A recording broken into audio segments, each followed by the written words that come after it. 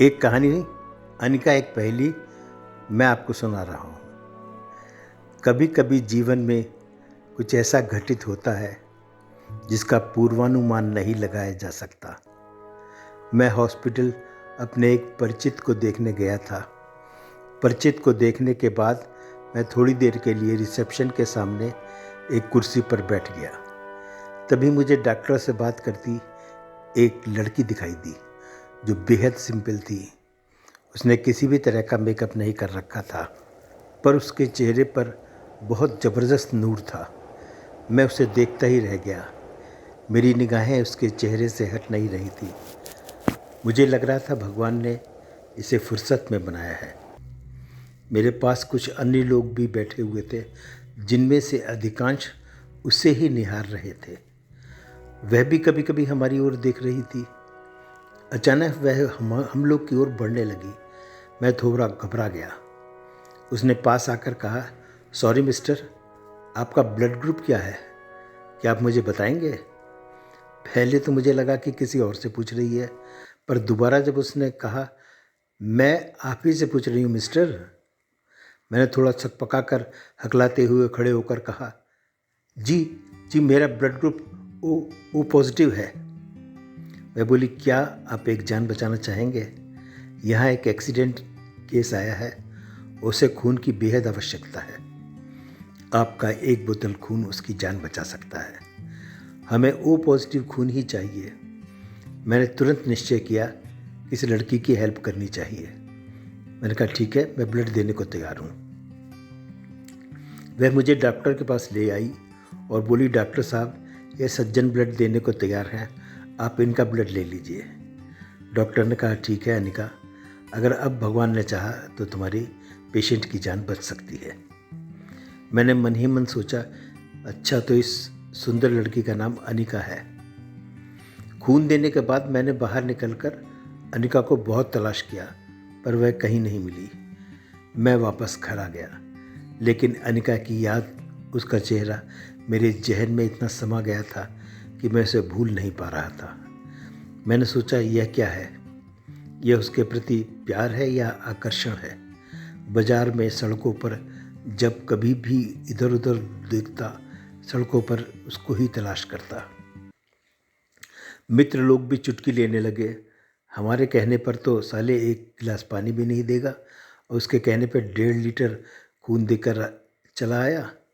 देख ले, कहीं देवदास न बन जाना।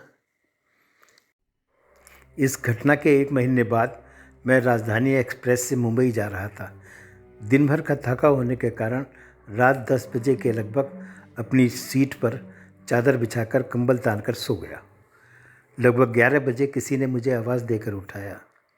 मैंने आंखें खोलकर देखा, सामने वही लड़की अनिका थी। मुझे अपनी आंखों पर विश्वास नहीं हुआ। एक बार दोबारा अपनी आंखें मलकर देखा, वह अनिका ही थी। अनिका बड़ी ही विनम्रता से बोली, इन वृद्ध सज्जन की सीट ऊपर वाली है, पर ये ऊपर नहीं चढ़ सकते। क्या आप यह सीट इनके लिए खाली कर देंगे? मैंने कहा, क्यों नहीं, मैं ऊपर की बर्थ पर सो जाता हूँ। बुजुर्ग सज्जन ने अनिका को धन्यवाद दिया। अनिका बोली, मैं अभी आपके लिए पानी लेकर आती हूँ, और वह मुझे धन्यवाद देते हुए ट्रेन से उतर गई। राजधानी तो वैसे भी बहुत कम रुकती है, एकदम से चल दी। मैंने बुजुर्ग सज्जन से प्रश्न किया, अरे वह तो शायद नीचे ही रह गई, आपके साथ है ना?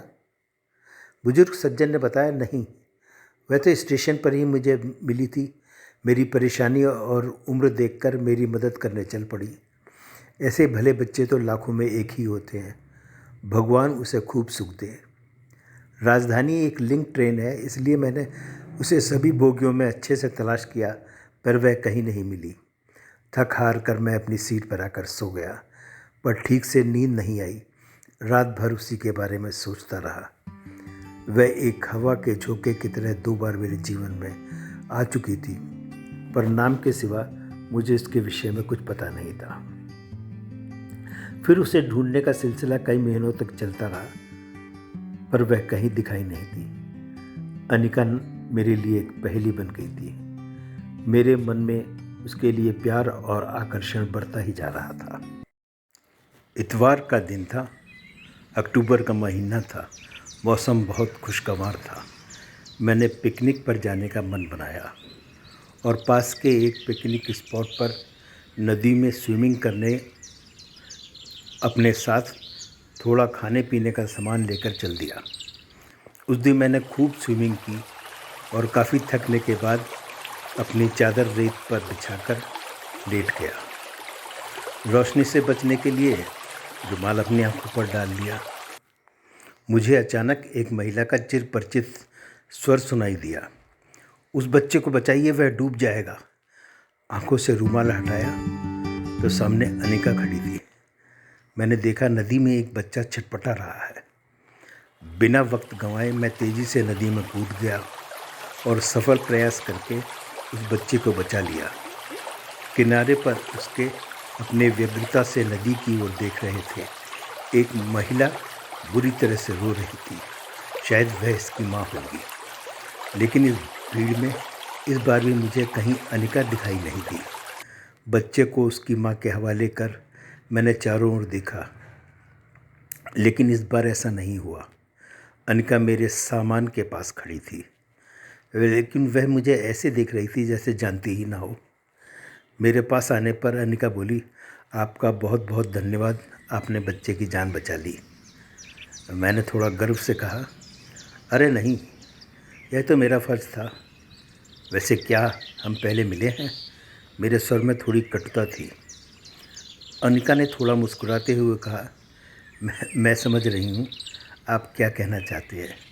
व्यस्तता के कारण मैं कभी भी आपका ठीक से धन्यवाद अदा नहीं कर सकी। यह हमारी तीसरी मुलाकात है। आप सज्जन आदमी हैं। आपने पहले खून देकर महिला की जान बचाई, फिर आपने एक बुजुर्ग को अपनी बर्थ दी और आज एक बच्चे की जान बचाई है। चलिए, शुक्र है आपने मुझे पहचाना तो। वैसे बता सकती हैं कि आपका इन तीनों से क्या रिश्ता है? मैंने पूछा। अनिका ने बताया, यह तीनों मेरे रिश्ते में तो कुछ नहीं लगते, लेकिन इन सभी से मेरा मानवता का रिश्ता है। उससे रहा ना गया। मैंने कहा, सच में मेरे मन में आपके लिए सम्मान बहुत बढ़ गया है। वह बुजुर्ग सज्जन भी आपको लाखों दुआएं दे रहे थे। वैसे क्या करती हैं आप? मैंने उसकी सुंदरता को निहारते हुए पूछा। अनिका ने बताया, मैं इंजीनियरिंग कर रही हूँ, चौथा साल है। मेरे पढ़ाई के बाद जो समय बीतता है वह मैं एक एनजीओ को देती हूँ। हॉस्पिटल में रोज़ जाती हूँ। वहाँ मैं अगर किसी की सहायता कर सकती हूँ तो मुझे बड़ा अच्छा लगता है। उस दिन ट्रेन पर भी मैं अपने एक परिचित को छोड़ने गई थी। वहीं वो वृद्ध सज्जन मुझे मिले थे। मैं बिल्कुल नहीं चाहता था कि वह चली जाए, इसलिए बातों का सिलसिला आगे बढ़ाते हुए मैंने कहा, मेरे विषय में नहीं जानना चाहेंगी? फिर उसके ना पूछने पर अपने आप ही बताने लगा, मेरा नाम अनिकेश है। मैंने अभी सीए पास आउट किया है। वर्धमान कॉम्प्लेक्स में अपना छोटा सा ऑफिस बना रखा है। मैं आपसे एक बात पूछना चाहूँगा। वहाँ पे तो बहुत सारे लोग थे, हॉस्पिटल में भी बहुत सारे लोग थे, तो आपने मुझसे ही क्यों मदद मांगी? अनिका ने कहा, मैंने आप में एक सकारात्मक ऊर्जा देखी और मेरे दिल ने कहा, आप ज़रूर सहायता करेंगे। ठीक है, समझ गए ना? अब मैं जाती हूँ, देर हो रही है। शायद अनिका मुझसे पीछा छुड़ाना चाहती थी। मैंने कहा, एक बात और बताइए, क्या मैं आपके एनजीओ में शामिल हो सकता हूँ? वास्तव में मैं आपसे बहुत प्रभावित हूँ और आपसे प्रोत्साहन लेकर मैं भी लोगों की कुछ सेवा करना चाहता हूँ। अनिका ने तुरंत उत्तर दिया, बिल्कुल, यह तो बड़ी अच्छी बात है। आपको वह सामने सफ़ेद बिल्डिंग दिखाई दे रही है, वही हमारा एनजीओ है। कल आप 4 बजे आ जाइए। मन ही मन में बहुत खुश हुआ। लग रहा था जैसे मुझे कोई खजाना हाथ लग गया हो। अनिका का तो नहीं कह सकता, पर यह बात निश्चित थी कि मैं उससे प्यार करने लगा था। अगले दिन समय बहुत धीरे धीरे बीता। मैंने ऑफिस 3 बजे ही बंद कर दिया और तैयार होकर एनजीओ चला गया। एनजीओ में हमारी उम्र के बहुत सारे बच्चे, लड़के लड़कियां थे। एनजीओ में मुझे बताया गया कि जो सेवा मैं करूँगा उसकी एवज में मुझे कोई सैलरी नहीं दी जाएगी। सैलरी क्या, अभी तक तो मुझे समाज सेवा से भी कोई रुचि नहीं थी। मेरा तो एकमात्र उद्देश्य अनिका के निकट आना था। अनिका किसी से ज़्यादा बात नहीं करती थी। मैंने जान लिया कि शायद अभी तक उसके जीवन में कोई नहीं आया है। मैं लगातार उससे बातें करने लगा, उसके निकट आने का प्रयास करने लगा। उसके साथ हॉस्पिटल जाता, अनाथाश्रम, वृद्धाश्रम जाने लगा। लेकिन धीरे धीरे मुझे भी इस काम में रुचि आने लगी। समय बीतता गया। अनिका ने इंजीनियरिंग पूरी कर ली। मैं अब उससे काफ़ी घुल मिल गया था। मैंने पूछा, क्या अब सर्विस करोगी? अनिका ने बताया नौकरी में उसकी कोई दिलचस्पी नहीं है, वह अपना सारा समय एनजीओ के काम में ही लगाएगी। मैंने अनिका से कहा, अनिका किसी दिन अपनी फैमिली से मिलाओ। अनिका ने बताया कि उसके परिवार में बस उसके मम्मी पापा हैं, दोनों ही गस्टेड ऑफिसर हैं, सुबह को निकलते हैं और रात में घुसते हैं। तुम कब मिलोगे उनसे? लेकिन चलो आज तुम्हें अपने पापा से मिलवाती हूँ। अनिका मुझे एयरपोर्ट ले गई। गेट पर उसने एक कार्ड दिखाया और बताया कि यह मेरे साथ हैं। तो गेट कीपर ने हमें अंदर जाने दिया।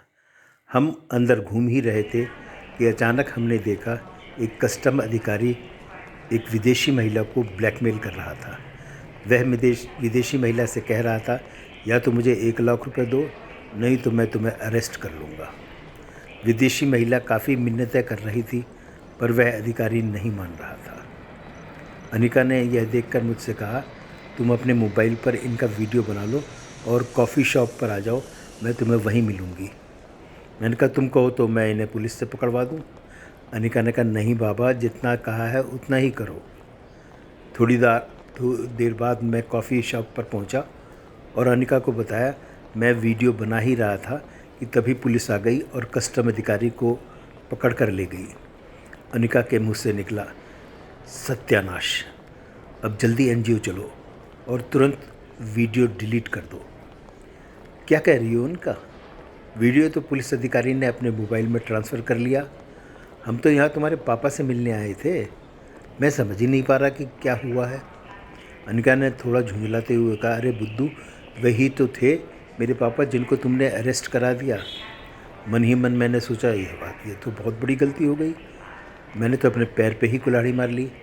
अब किस मुँह से जाकर मैं उनसे अनिका का हाथ मांगूंगा। मुझे अपने आप पर बहुत गुस्सा आ रहा था।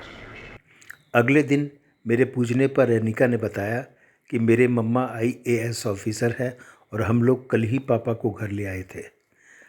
अनिका, तुमने अपने पापा का स्टिंग क्यों करवाया? इस पर अनिका ने बताया कि वे भ्रष्टाचार के बिल्कुल खिलाफ है। चाहे मेरे पापा ही हों, उनको सबक सिखाना ज़रूरी था। अब मेरे पापा ने कसम खाई है कि वे भविष्य में किसी तरह का भ्रष्टाचार नहीं करेंगे। मैंने अनिका से कहा, मैं अभी भी तुम्हें ठीक से समझ नहीं पाया हूँ, लेकिन तुम्हारे लिए मेरे मन में सम्मान बढ़ता ही जा रहा है। तुम्हारा दिल बहुत अच्छा है अनिका। समय यूं ही बीतता गया। मेरे और अनिका के बीच नज़दीकियाँ बढ़ती गईं, पर अभी तक हम दोनों में से किसी ने प्यार का इजहार नहीं किया था। मुझे कैलिफोर्निया की एक बहुराष्ट्रीय कंपनी से नियुक्ति पत्र आया, जहां मैंने आवेदन किया था। वेतन और नौकरी दोनों ही बहुत अच्छी थी, इसलिए अब निर्णय लेने का समय आ गया था। अतः मैंने अनिका से कहा, इस शनिवार को मैं तुम्हें 5 स्टार होटल में कैंडल लाइट डिनर देना चाहता हूँ। दरअसल वक्त रहते मैं अनिका से प्यार का इजहार करना चाहता था। अब मेरे सब्र का बांध टूटा जा रहा था। अनिका को जल्दी से जल्दी अपना लेना चाहता था। मैंने एकांत में अनिका की और अपनी मेज़ लगवाई ताकि दूसरे लोगों को असुविधा ना हो। जानती हो अनिका, मैंने आज ही तुम्हें डिनर पर क्यों बुलाया? अनिका ने जवाब दिया, नहीं तो। अनिका, आज हमें मिले पूरा 1 साल हो गया है। आज ही के दिन तुमने हॉस्पिटल में मुझसे खून की डिमांड की थी। अनिका ने आश्चर्य जताते हुए कहा, बहुत याद रखते हो पुरानी बातें। मुझे तो कुछ भी याद नहीं। पर मुझे सब कुछ याद है अनिका। तुम्हारे साथ बिताए हुए एक एक पल, एक एक घटना मुझे जवानी याद है। मैंने दार्शनिक होते हुए कहा। अच्छा अनिका, एक बात बताओ, क्या तुम्हारा कोई बॉयफ्रेंड या कोई तुम्हारी जिंदगी में है? अनिका ने कहा, नहीं, इन बातों के लिए मेरे पास कोई फुर्सत नहीं है। वैसे क्यों पूछ रहे हो तुम? यह मैंने उससे अनिका से कहा, यह भी तो हो सकता है अनिका कि कोई तुम्हें बहुत प्यार करने लगा हो। और फिर अपनी जेब से एक पत्र निकालकर अनिका को दिया और कहा, इसे पढ़ो। क्या लिखा है इसमें? अनिका ने चौंकते हुए कहा, क्या प्रेम पत्र है? मैंने जवाब दिया, नहीं बाबा, प्रेम पत्र नहीं है, यह मेरा नियुक्ति पत्र है। मेरा चयन कैलिफोर्निया की एक एमएनसी में हो गया है। 5 साल का अनुबंध है और मुझे इसी महीने की 20 तारीख को वहाँ ज्वाइन करना है। अरे वाह, अनिका खुश होते हुए बोली, यह तो बहुत अच्छी बात है। तुरंत ज्वाइन कर लो, तुम्हारी ज़िंदगी बन जाएगी। वहीं किसी विदेशी लड़की से शादी कर लेना। मैंने भावुक होते हुए कहा, नहीं अनिका, मैं ये नहीं चाहता। आज मैं तुम्हें अपने दिल का हाल बताना चाहता हूँ, अपने प्यार का इजहार करना चाहता हूँ। जब पहली बार मैंने तुम्हें देखा था, तभी से मैं तुम्हें चाहने लगा था और अब एक पल भी तुमसे जुदा होने की सोच नहीं सकता। मैंने आज तक किसी लड़की को आंख उठाकर नहीं देखा, पर तुम्हारी सादगी, तुम्हारे भूलपन को मैं भूल नहीं पाता। हर वक्त मुझे तुम्हारा ही ख्याल रहता है। क्या तुम मुझे बिल्कुल नहीं चाहती? अनिका ने थोड़ा गंभीर होते हुए कहा, अनिकेश, यह बात नहीं है। तुम बहुत अच्छे हो और जो भी लड़की तुम्हारे जीवन में आएगी वह खुश रहेगी, पर मेरे जीवन का लक्ष्य कुछ और है। मैं अपना जीवन समाज के इन वंचितों की सेवा में लगाना चाहती हूँ जिन्होंने कभी खुशी देखी ही नहीं है। पर वो तो शादी के बाद भी संभव है। हम दोनों मिलकर तुम्हारे सपनों को पूरा करेंगे। मैंने कहा, नहीं अनिकेश, शादी के बाद कुछ नहीं हो पाता। बाल बच्चे और गृहस्थी में फंसकर इंसान विवश हो जाता है। अभी तो मैंने विवाह आदि के बारे में कुछ सोचा ही नहीं है। मैं बहुत मायूस हो गया, लेकिन अपनी मायूसी छुपाते हुए मैंने कहा, मुझे माफ़ कर देना अनिका। शायद अनजाने में मैंने तुम्हारा दिल दुखाया है। मुझे पता ही नहीं था कि तुम्हारे दिल में मेरे लिए कुछ भी नहीं है। चलो अब मूड ठीक कर लो, डिनर कर लेते हैं। और हाँ, ऐसी ही किसी हसीन शाम को अगर तुम्हारा मन करे तो मुझे याद कर लेना। शायद आज यह हमारी आखिरी मुलाकात हो। कल मैं अपने मम्मी पापा से मिलने अहमदाबाद चला जाऊंगा और वहीं से सीधा कैलिफोर्निया। यह गिफ्ट मैं तुम्हारे लिए लाया था। अगर मन करे तो कबूल कर लेना, नहीं तो अपनी अलमारी के किसी कोने में इसे फेंक देना। मैंने जो समय तुम्हारे साथ बिताया अनिका, वह मेरे जीवन का सबसे अच्छा समय रहेगा, जिसे मैं कभी नहीं भुला पाऊंगा। यह कहते हुए मैंने अपनी जेब से निकालकर एक अंगूठी अनिका को थमा दी। इससे मैं दुखी महसूस कर रहा था। अभी तो पूरे 10-15 दिन बचे हुए हैं। मिलने आना, पर अमेरिका जाने से पहले ज़रूर मिलना, अनिका ने कहा। मैंने अनिका से कहा, वायदा तो नहीं कर सकता, पर कोशिश ज़रूर करूँगा। उस दिन का डिनर मुझे सबसे बेकार लगा। डिनर ख़त्म करके हम लोग विदा होने लगे। अनिका बाय करके जाने लगी और मैं अंतिम लम्हों तक उसे दूर तक जाता देखता रहा। शायद यह हमारी आखिरी मुलाकात थी। यह 15 दिन सालों की तरह गुजरे और अंत में वह दिन भी आ गया जब मुझे इंटरनेशनल एयरपोर्ट से कैलिफोर्निया के लिए फ़्लाइट पकड़नी थी। मैं सुस्त कदमों से एयरपोर्ट के गेट की ओर बढ़ रहा था। तभी मुझे गेट पर अनिका खड़ी दिखाई दी। वह भी थोड़ी उदास सी लग रही थी। पास आकर मैंने उससे पूछा, क्या सेव करने आई हो? नहीं है निकेश, तुम्हें लेने आई हूँ।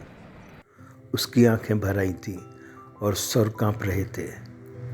उधर देखो, मेरे मम्मी पापा भी आए हैं। अनिकेश, इन 15 दिनों में मैंने तुम्हारी कमी को बड़ी शिद्दत के साथ महसूस किया है।